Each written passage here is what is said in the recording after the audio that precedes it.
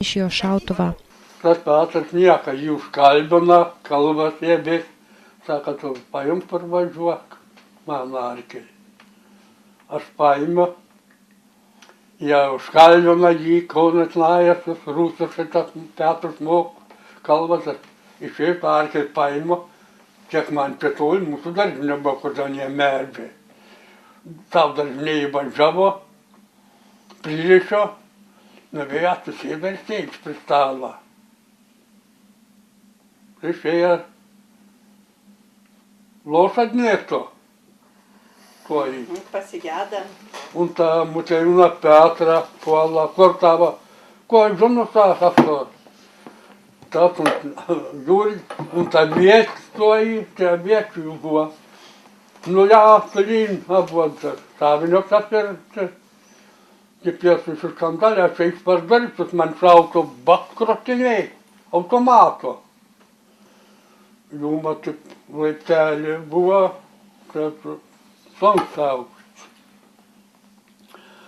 Jis stovi ant žemės, vatinčia, aš to paėmiau, pagal gaiduką vien ranką, antrą galą. To man tiesiog nušalis, kad nepaspaustų. Todėl tas automatas. Negali ištrauktis, aš toks šoks nuo tų laiptelių, paklausus nuo laiptelių žemę, parmetrunk, jos paklausom nulakė. Aš supiriau. Nulakė, aš atgalvas užšautos mano ranko. Kaip būmės veikai, pasilaidė rankos. Aš ant jį ranks aukštyn. Nu, nieko. Iškeila rank, iškeila. Pagal gaiduką paima, sakai, rank automat. Prisitaudžia, sudešint. Kiešentis krato. Čia brauniuką nebūtų iškeilas. Man gatava pagal gaiduką automat. Sudeštas. Turi iškeilas drabio. Čia spaudžiu, čia munderį, čia nėra. Atiduok automatą, geruoji prašą. Eik, varyk ant va. Ant vaškas. Aš jam lietuviškai sakau. Ein jas pagal sudybą dabar nuvertė. Ein pagal sudybą aš to krapšto, to nėsturės nemok. Bet krapšto to, gaiduko, čia šovni kremtor. Iškrapščia viršovint tor. Man padarnaboja bėga, čia padarė, kad iškrapščia šovint prašą, atiduok jam automatą, atiduok. Jos ein pirm, nesuleidžiat atyn. Da vienu metu šovint, tas nebeužrinda, daun sudavėsi kietų įstrungamus sutėra. Atbalta, kaip jam puola. Padau to automatu. Padau automatu, jūs už mane atgalvė, aš laikus vykt. Aš, kaip man žinant, aš padarsim trygau, padarsim tą aukštą. Jubiliatas nepaprastai šnekus, prisimena daugybę pokarinių istorijų, galėtų nenustodamas pasakoti pusšimčio metų senumo įvykius, prisimindamas juos valandų tikslumu. Jis teigia, jog pats geriausias gyvenimas jam buvo Smetonos laikais. Šimtamečio giminė išsiskiria ilgaamžiais, perkopusiais virš 80 metų. Jo motina mirė sulaukusi 91, sesuo būdama 96. Be pašalinių pagalbos puikiai gyvenantis senolis teigia itin mėgstantis lašinius, kurių pats išsiverda, riebi mėsa jam suteikianti energijos. Žižmių kaimas jų bebaigiantis išnykti, jame belikę tik 2 gyvenamos sodybos, tačiau šis kaimas gali pasidžiaugti turintis savo 100-metį. Petro Venclovos garbei už jį bei jo šeimą Vaškų bažnyčioje buvo aukojamos šventos mišios, į kurias susirinko plati 100-mečio giminė.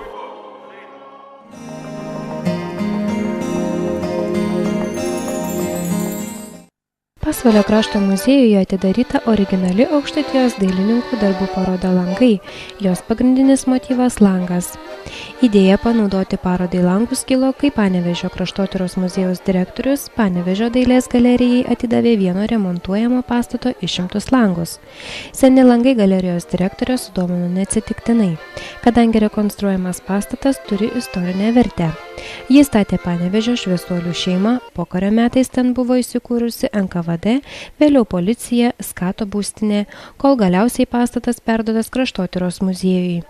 Iš senų langų Panevėžio regiono dailininkai buvo pakviesti sukurti meno kūrinius. Idėja surengti parodą kilo prieš metus laiko, kada mūsų Panevėžio kraštotyros muziejaus direktorius Arūnas Astramskas pasiūlė galerijai paimti jų kieme sukrautus langus, kurie buvo išimti remontuojant senąjį Skato pastatą. Sako, gal kam nors panaudosit? Žinoma, ir pasiėmėm su entuziazmu tuos langus ir kreipėmės į autorius, pasiūlėm jiems paimti po vieną lango rėmą ir sukurti meno kūrinį. Tikrai labai entuziastingai visos apskrities menininkai atsiliepė į šitą kvietimą ir parodoje dalyvavo 28 dailininkai iš Panevėžio, Pasvalio, Biržų, Kupiškio ir Rokiškio. Paroda nustebino visus, tiek pačius autorius, tiek visus lankytojus savo išradingumu ir tokiu įdomių rakursų, improvizacija lango tema. Parodos laukia didelio susidomėjimo visos Lietuvos mastu. Į ją atėjęs kiekvienas randa ką nors savito. Lankytojai stebėjosi, kaip iš paprasto niekam nebereikalingo daikto galima sukurti meno kūrinį. Kiek džiaugtasi galbūt pro tos langus.